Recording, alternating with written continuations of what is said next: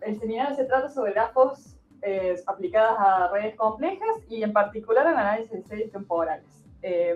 Nosotros lo aplicamos a una serie temporal de backscattering de imágenes SAR sobre nieve, pero les quería comentar antes cómo llegué a estar trabajando con el tema de grafos de visibilidad, grafos en general, y bueno, de qué se trata un poco. Es un tema un poco complejo, pero sumamente interesante y no hay mucho aplicado a imágenes o datos satelitales o aplicaciones en nieve, así que es un área sumamente interesante para explorar. Bueno, esta presentación está estructurada un poco, al principio mencionar las definiciones y características de los grafos, luego qué son los grafos aplicados a series temporales, y más precisamente grafos naturales y grafos horizontales, las propiedades topológicas de las redes complejas, y en particular una de estas propiedades es la que me enfoqué, que son la detección de comunidades. Al final les voy a contar algunas librerías en Python que estuve aplicando y que son interesantes para abordar este análisis de series temporales y unas pocas conclusiones que hemos llegado a conocer o mencionar en este trabajo.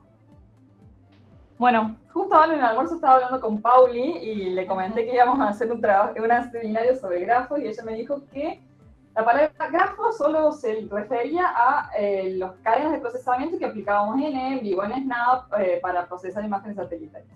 Y en cierta forma tiene algo parecido, si se puede decir, porque conectan distintos procesamientos, distintos núcleos de información en una cadena o en redes más complejas. Así que en eso tienen esa similitud. Pero bueno, es un poco más complejo. En este caso, los grafos se refieren a estructuras o complejos de estructuras conectadas. En particular, cada punto se llama un nodo que puede contener información o muchas variables de información y se conectan a través de aristas. Pueden estar conectados a un solo nodo, el nodo vecino, que vendría a ser parecido a los procesamientos en Snap, o a muchos otros nodos. Entonces, se pueden utilizar para procesar estas grandes cantidades de información de diferentes maneras, ya que son redes complejas y pueden estar conectadas de muchas maneras en diferentes aristas, y analizar de diferentes maneras estas grandes bases de datos. Se pueden analizar los nodos, las variables de los nodos o las conexiones y las relaciones que tienen a través de estas aristas. Por eso es que lo hace tan interesante, porque no solo se focaliza en la información que tienen los nodos, sino en las relaciones de toda la red, digamos, de todas las conexiones que pueden tener todos esos nodos. Bueno, como dije, son los componentes de los grafos, son nodos, aristas, y bueno, los nodos que están en las puntas se suelen llamar vértices. Ahora vamos a conocer un poco más sobre las características de los grafos. Han sido utilizados comúnmente en este último tiempo para analizar, por ejemplo, yo les dije, grandes bases de datos relacionadas a actividades económicas o redes económicas o redes sociales. Por ejemplo, Facebook, que conecta a una persona, vendría a ser un nodo, y todos los conocidos que tiene o amigos que ha agregado en Facebook son otros nodos, y esas conexiones que tienen a través de ellos son las aristas y sirven para, no sé, en el comercio, para nuclear gente y ver qué gustos tienen en común, qué variables, ya sea ubicación geográfica o a las instituciones a las que asisten. Todas esas variables de cada nodo que bendice cada persona es una fuente de información importante para muchas cosas. Pero bueno, se usa para economía, para biología, para estas redes sociales, etc. Bueno, como les mencionaba, los grafos y el análisis de estas redes complejas han sido importantes en este último tiempo. Ha habido un boom porque una de las cosas más importantes es la posibilidad de visualizar los grafos. Hay muchas maneras de poder exportarlos, de plotearlos, en las que se hace visible la información de tanta información, de estas redes en bulk, o de los procesos de data mining, un montón. Entonces, hay muchas formas de poder plotearlos, de poder relacionarlos y distribuir estas variables. Hay muchos tipos de grafos. Por ejemplo, en el cuadrito que se ve, no sé dónde se está grabando, acá en la esquina, el primero es un grafo completo porque todos los nodos están conectados a todos los otros nodos. El segundo es un anillo, un grafo simple que puede o no estar unido. El tercero es un árbol. Estos árboles, los grafos pueden estar o no dirigidos, que digamos que tengan flechas como los procesos que mencionábamos del procesamiento de imágenes. Hay grafos estrellas, grafos no conexos, pequeños pequeño mundo de celosía. Hay un montón de tipos de gráficos y bueno, depende si queremos o no clasificarlos para ver el análisis que se puede hacer. El orden de los grafos es una variable muy importante porque determina la importancia de cada nodo y qué cantidad de conexiones tiene. Hay otras aplicaciones muy importantes son los algoritmos de recorrido y búsqueda, que pueden ser horizontales, en forma de árbol, de bottom up, up to bottom, y después las propiedades estadísticas y topológicas, que nos vamos a concentrar más adelante porque nos voy a referir a los grafos de visibilidad que aplicamos en las series de tiempo. Así que bueno, distintos tipos de grafos, y en esta otra imagen se pueden ver un grafo y identificados comunidades, que es en lo que me voy a basar porque es lo que a mí me interesaba para mi tesis. Entonces, los grafos aplicados a series de tiempo. No sé si saben, pero gran parte de mi tesis de maestría y doctoral se focaliza en análisis de series de nieve, los distintos cambios a través del tiempo de la superficie cubierta por nieve estacional. Entonces acá yo les quería mostrar el resultado de 12 polígonos ploteados en distintas zonas al sur de Bariloche, que son mis series temporales de análisis. Mi idea y la idea de aplicar esta herramienta, que en realidad le introdujo Alejandro Freire, la verdad que le agradezco porque es muy interesante, es tratar de detectar estos quiebres en la temporalidad de la serie o en las estaciones para poder identificar distintas cualidades que puedan tener, no solamente que se estén conectadas y que haya quiebres, sino que otras características se pueden observar en el análisis de grafos. Entonces, para ello, no solo hay que transformar la serie temporal en un grafo, así, un grafo lineal, como se verían las fechas, digamos, cada nodo sería una fecha, sino que hay que transformarlo en un grafo de visibilidad. Algo más es más complejo y un poco más divertido. Digamos, no es solo una secuencia de conexiones individuales como es la serie temporal, sino que hay que transformarlo en otra cosa. Para plotearlo de una forma sencilla es a través de un gráfico de barras, ¿sí?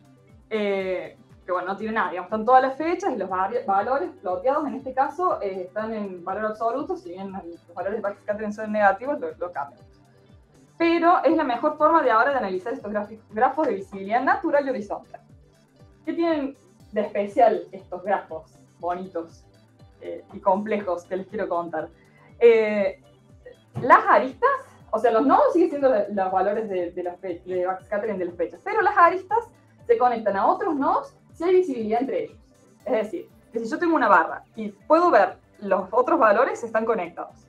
Si no lo puedo ver, por ejemplo, si no puedo ver a este que me tapa la barra un poco más alta, no tiene conexión. Sé que lo puedo decir. ¿Sí?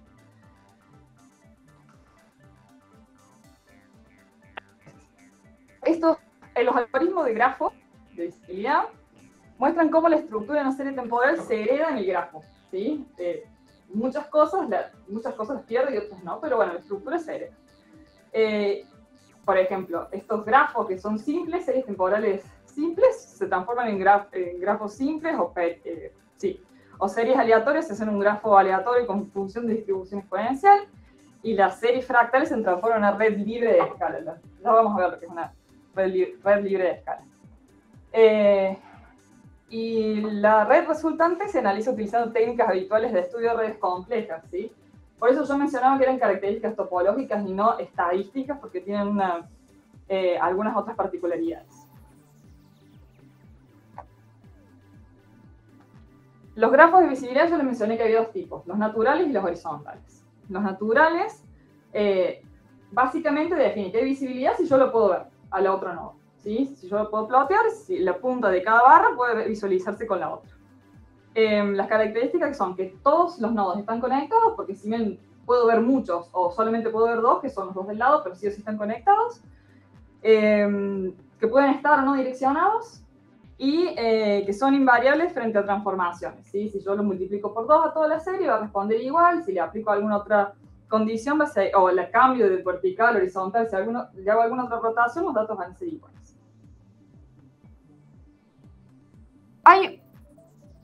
Los grafos horizontales son un subgrafo de los grafos de visibilidad natural. Tienen una condición más, un condicionante más. O sea que no solo tienen que tener visibilidad, sino que solamente la visibilidad va a ser horizontal. Yo les había mencionado que en estos grafos, si yo me paro en la punta de cada barra, todos los nodos que puedo llegar a ver son mis conexiones. En cambio, en el grafo de visibilidad horizontal solamente puedo ver horizontalmente, ¿sí? Por ejemplo, en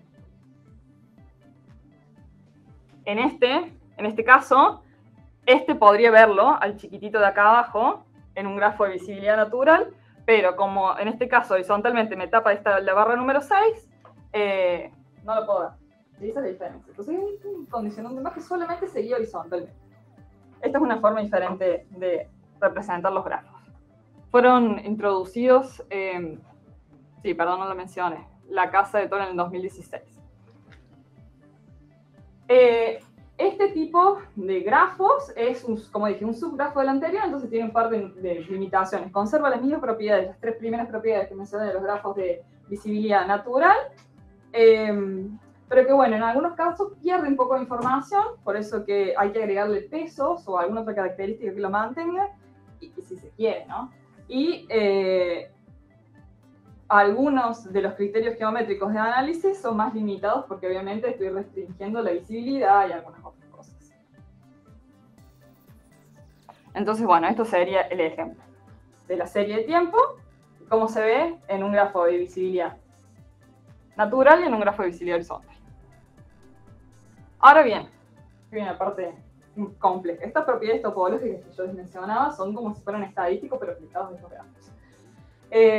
Pueden ayudar a identificar las subestructuras de estos grafos, de estas redes complejas, que es lo que a nosotros nos interesa analizar. No solo basarnos en las estadísticas comunes que analizamos en el tiempo, sino aplicar nuevas métricas para poder ver estructuras que no son visibles a simple vista.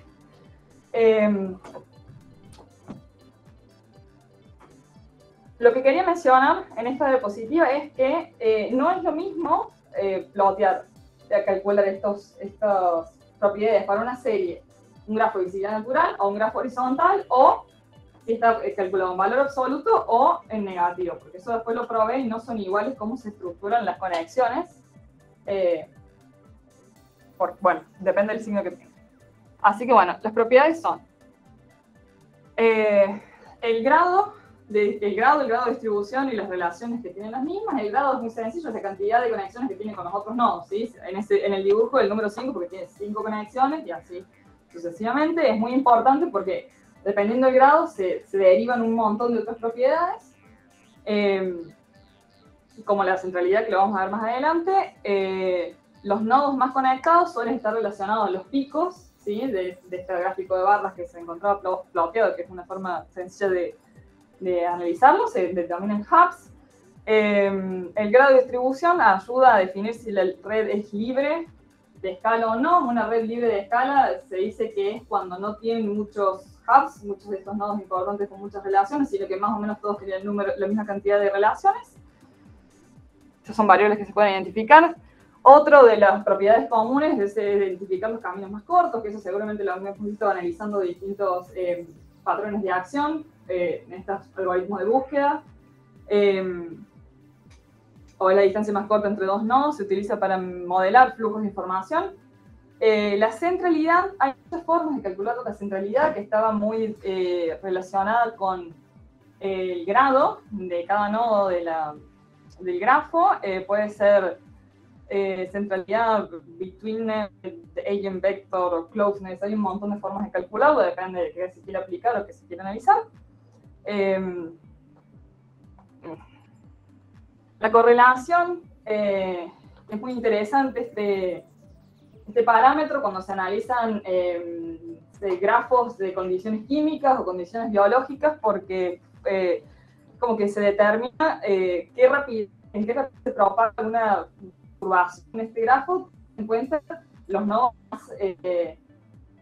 con mayor grado, ya que utilizan el coeficiente de correlación de Wilson, por ejemplo, entre dos extremos, dos vértices del grafo. Entonces, calculando esa correlación, se puede ver cómo se distribuye o cómo afecta este primer vértice a los vecinos y a su vez a sus otros vecinos y qué tan rápido se propaga la información o la perturbación o lo que sea.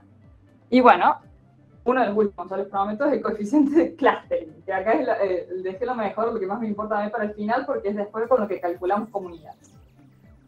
Este coeficiente medio de clustering o de agrupamiento mide la concentración de conexiones entre los vecinos, ¿sí? Y se define como la media entre los coeficientes de clustering locales de todos los nodos de la red. Entonces es como que forma agrupamientos y comunidades. Comunidades.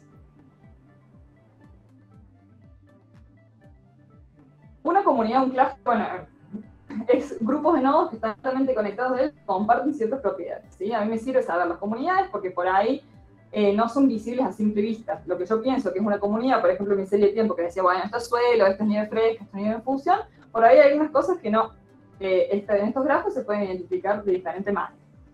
Entonces, las comunidades son grupos de nodos fuertemente conectados entre ellos y con conexiones menos densas con las otras comunidades de la red. Se pueden dar comunidades dentro de comunidades o analizando la red en su globalidad, ¿sí? Por ejemplo, en este caso es un ejemplo del consumo de carbón en Estados Unidos y analizaban dos tandas de series temporales y en cada uno explotaban la serie temporal y aplicando diferentes algoritmos se podían clasificar rangos dentro de la serie en la que se podían o no, en la que se agrupaban los nodos dependiendo de ciertas características, que a simple vista quizá no se ve tanto o es un poco más difícil de descomponer y analizar, pero con estos algoritmos de clasificación se podían separar. Pues quieren nosotros tratar de analizar qué le pasa a la serie temporal en estas comunidades, porque hay que darle un sentido, pero bueno, es un ejemplo. Y este es el ejemplo gráfico que había mostrado anteriormente. Hay muchos algoritmos para detectar comunidades en una red compleja y como también para medir su tamaño. Y esta es la parte en la que empezamos, digamos. Alejandro Freni me recomendó hacer un análisis de visibilidad con grafos de visibilidad y el tema era de detectar comunidades con un montón de mecanismos que ahora se los voy a mostrar. ¿Cuál es el que sirve mejor? Depende de qué quieran también. Bueno, uno de los métodos más sencillos es el de división, ¿sí? Que determina la cantidad de conexiones que tienen los nodos y en esas que sean más débiles hace un corte. Pero bueno, es muy sencillo y hay muchas técnicas y se ha demostrado que no son los más eficientes, digamos, para poder calcular estas comunidades, porque bueno, por ahí se perdían muchos tipos de relaciones o algunos datos que estaban dentro de estos grupos que quedaban fuera o se creaban un montón de comunidades porque hacía cortes en muchos lugares. Pero bueno, ese es el método más simple. Otro método simple son los métodos de clustering, que es la clasificación, ¿sí? Aplica Camins. Empieza y funciona hay que darle al algoritmo, digamos, alguna métrica de distancia para que pueda tener en cuenta los nodos. Entonces, agarra un nodo, se fija cuáles son los vecinos y empieza a agrupar y después los nodos que están más cerca los va ubicando en una comunidad o en la otra dependiendo de sus características. Puede o no si puedo yo establecer qué cantidad de comunidades quiero, sí, también lo puedo hacer con este método de clustering, que bueno, es muy similar a una clasificación, lo hemos visto siempre. Otros métodos de clasificación de comunidades son los jerárquicos, ¿sí? Este método jerárquico establece que, bueno, que los gráficos tienen una estructura y a su vez subestructuras que se pueden analizar. Lo propuso, el más conocido lo propuso Girvan y Newman, y utiliza, corto ahí, el método de Edge Between Central. Entonces calcula pesos para los nodos y para las conexiones del camino más cercano, lo itera por toda la cantidad de nodos que tiene, y después saca el cálculo y corta en los lugares que son más pesados. Ahí se los voy a explicar. En lo que se basa este método, que es uno de los más utilizados, es, tenemos un grafo de 6 nodos, ¿sí? Empieza a contar la estructura. ¿Cómo hacer para ir de A a F? Entonces, bueno, eso es una F, perdón. Jerarquiza en forma de grafo estructurado. Una vez que lo jerarquiza de esa manera, empieza a contar, bueno, de A a la B, ¿cuántas medios tengo para llegar a ese nodo? Y bueno, una arista, una conexión. De la A a la D igual, de la B a la C igual, a la E tengo 2 caminos para llegar, y a la F 3 porque, bueno, cuenta este y ese camino, ¿sí? Una vez que realizó la valoración de todos los nodos de manera descendente, empieza a valorar las aristas de manera ascendente. Entonces divide. 1 dividido 3, 0.33. dividido 3, 0,66, ¿sí? Una vez que pasa este nivel de cálculo, digamos, de valoración de las aristas, se le agrega sí o sí un 1 al valor de la arista. Entonces, esta segunda arista de C a B, yo toqué, no sé si puedo tocar, es 1, porque sí o sí va 1 a partir de ese nivel, más 0,33, que es lo que valía esa parte. ¿Sí? Y generalmente lo divide por 1 después, pero no está puesto porque no funciona. En cambio, de esta manera también, de la E a la B es 1, porque sí o sí va el 1, más 0,67, que es lo que valía el otro, dividido 2, porque tiene 2 aristas. Y así sucesivamente va sumando todo y lo va calculando. Una vez que tiene todos los valores, ese procedimiento se hace 6 veces porque tengo 6 nodos. Entonces, en vez de empezar de la A a la F, empieza de la D a la C a la F. Empieza a hacerlo iterativamente. Cuando se termina todos los cálculos, lo que hace es contar las aristas que tengan mayor valor y las va eliminando. ¿Sí? En este caso, como son todos iguales, las elimina y quedan todas las comunidades separadas. Pero si no tuvieran, si seguirían conectadas a algunas, vuelve a empezar el proceso. ¿Sí? Por esas comunidades que siguen conectadas hasta que tienen solamente grupitos conectados. No sé si se entendió. Bueno, y este último método es, o sea, estos dos, el de jerarquía y el de modularidad, son los más complejos. Y los que mejor funcionan, digamos, que más se aplican. Porque los otros en una clasificación, que podría pasar cualquier cosa, y el otro, el de corte, también. Se termina teniendo un montón de comunidades que bueno, solamente se basan en ese método de corte. La modularidad es una métrica que compara los enlaces internos de la comunidad frente a los enlaces que conectan la comunidad con el resto de la red. ¿Sí? Es bastante interesante. Es una de las mejores mientras que evalúan la clasificación de las comunidades. Mientras más cerca de uno, la modularidad, mejor es la separación en comunidades. El problema es que es un problema NP complejo. Entonces, por ahí el análisis siempre termina resultando en mecanismos voraces o técnicas heurísticas para poder resolver. Entonces, es como hasta que se replicó tardaron muchos años. Uno de los primeros algoritmos que surgió es este de Clauset, que después fue modificado por Blondel y Louvain y un montón de personas. Entonces ahora, por ejemplo, si entramos a las librerías de Python, tenemos la clasificación esta de modularidad por Clauset, la Clauset más el Louvain, la Clauset más el otro. Entonces, bueno, hay como un montón que salen por ahí en la clase, pero todos han tratado de mejorar, ¿sí? Han tratado de eliminar por ahí estas iteraciones que se hacían innecesarias, o a definir parámetros de corte que por ahí, al ser tan complejos o tener tantas posibilidades de ir iterando, se hacían eternas. Pero bueno.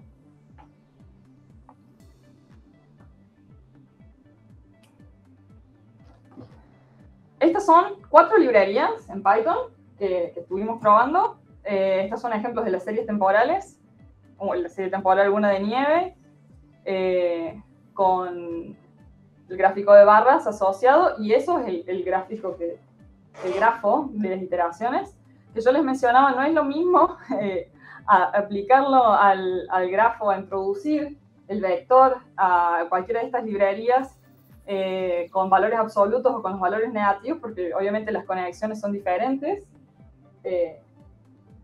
O sea, no es visual, digamos, el cálculo. Porque yo decía, bueno, sí, este lo tapa, este no lo tapa, etcétera, etcétera. Pero en realidad, cuando yo tengo los valores y los números, si tengo un negativo, me dice que es menor que el otro, entonces por ahí me dice, no, no lo tapa porque es menor. Y en realidad sí, porque yo lo estoy viendo al revés. Entonces, bueno, surgieron cosas interesantes esto de hacerlo con negativo, con valores absolutos, pero lo importante es tener en cuenta que no dan igual. Ni las matrices de adyacencia, ni los vectores, ni el cálculo de grafos, es todo diferente. Y hay varias librerías porque en algunos de los casos pide importar la matriz de adyacencia para calcular los grafos de visibilidad natural y horizontal, y para eso hay que tener otra librería que lo calcule. Entonces, bueno, como que yo todas estas las probé, y de algunas cosas se rescatan transformaciones de serie de tiempo grafos, o directamente grafos a la parte de visibilidad natural y horizontal. Hay scripts en R, hay otras cosas, por eso acá les ponía, está el código Fortran de Lucasa, que es uno de los primeros que desarrolló la aplicación de los mismos en Python, y bueno, en Fortran, códigos de GitHub, PyUnicorn también se utiliza para algunas cosas, hay otros que se utilizan para plotear, y algunas otras herramientas que se pueden utilizar que no sean estas librerías. Pero bueno, Pyomica, Community Networks son las mejores, digamos, que se pueden aplicar.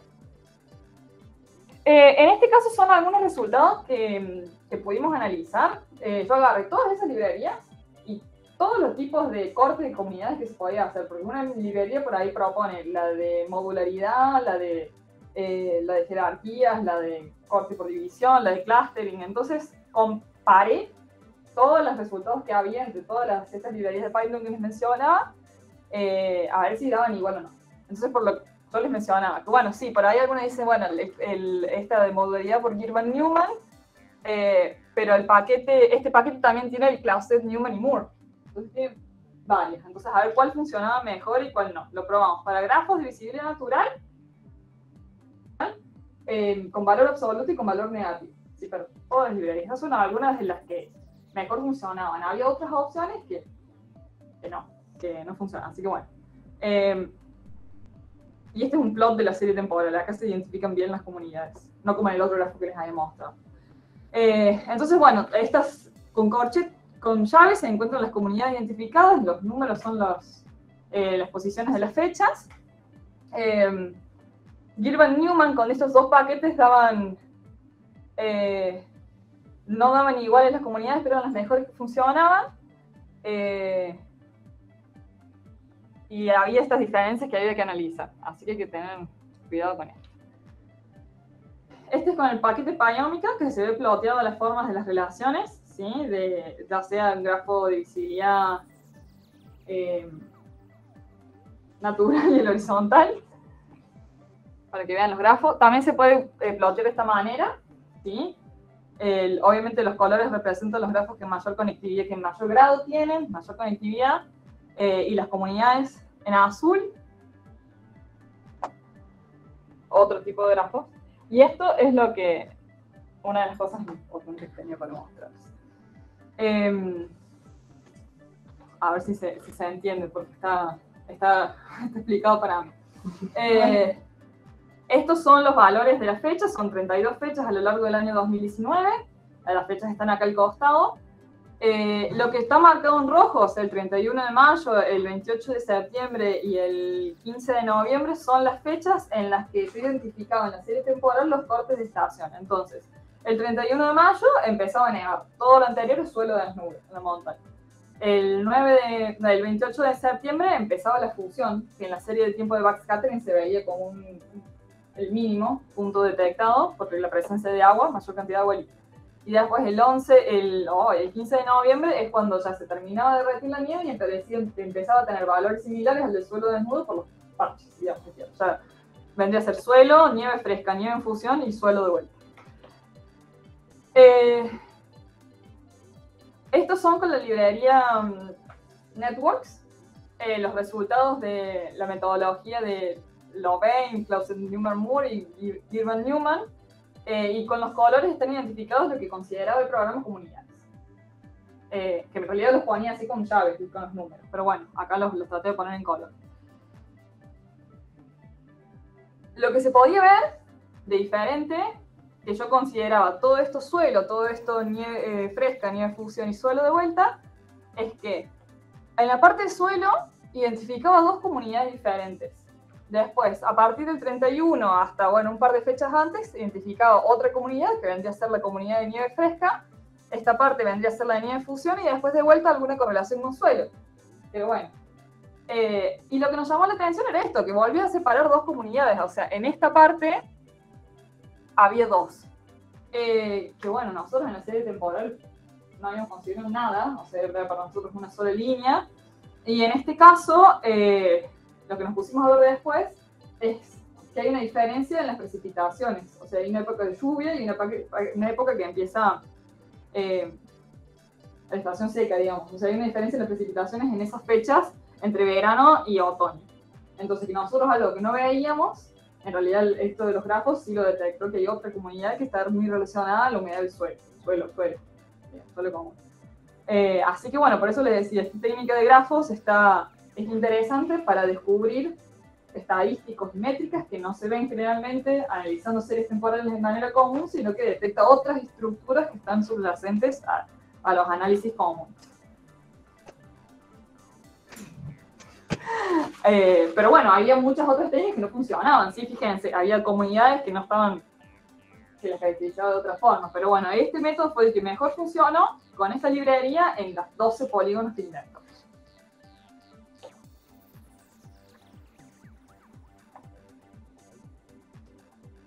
Bueno, las conclusiones.